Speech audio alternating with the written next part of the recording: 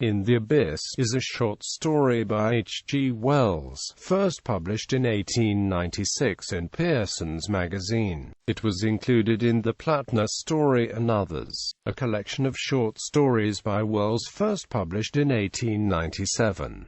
The story describes a journey to the ocean bed in a specially designed metal sphere. The explorer within discovers a civilization of human-like creatures.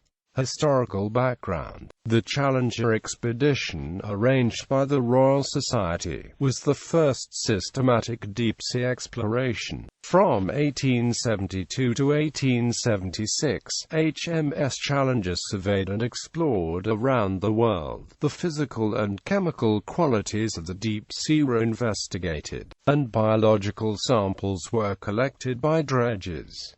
Findings of the expedition were published until 1895. The bathysphere, a spherical deep-sea submersible which Elsted's apparatus seems to resemble, first appeared in the 1930s.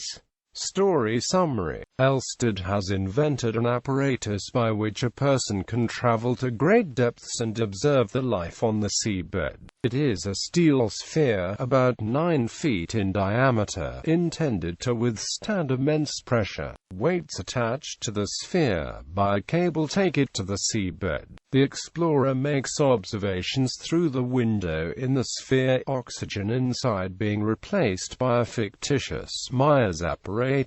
A clockwork mechanism cuts the cable after a certain time, and a buoyancy of the sphere takes it back to the surface. The sphere is to be lowered into the water from the ptarmigan, which has sailed to a region where the water is 5 miles deep. The organization behind the project is not specified. It was elaborately nested in a monstrous scaffolding built into the framework of the vessel, and the gigantic spars that were presently to sling it overboard gave the stern of the ship an appearance that had raised the curiosity of every decent sailor who had sighted it. For the Pool of London to the Tropic of Capricorn, the details of the sphere, and of Elsted's plan to use it to view the ocean floor, are made clear in the conversations of Elsted and the officers of the ptarmigan. Because of the immense pressure at the depth to be explored, the officers have their doubts about the apparatus working to plan, and about Elsted's likelihood of survival. The sphere does not return on schedule.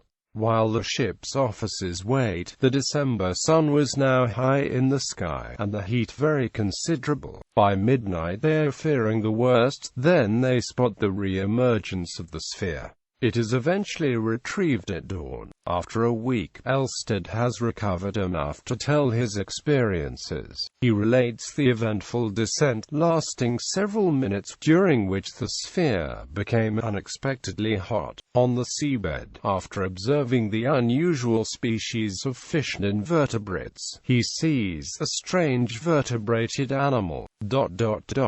The vertical pitch of its face gave it a most extraordinary resemblance to a human being. It was a biped. Its almost globular body was poised on a tripod of 2 frog-like legs and a long, thick tail.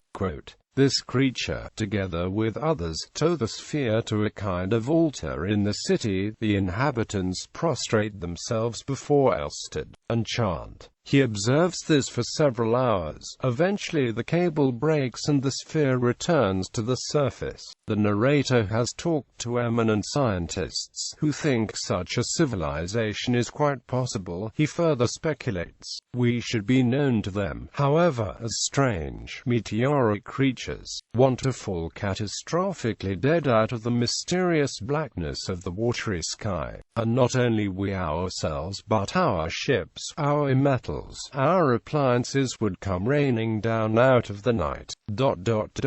One can understand, perhaps, something of the behavior at the descent of a living man. Elsted never writes an account of his experience. After making improvements to the sphere, he makes another descent, but he does not return from his second adventure.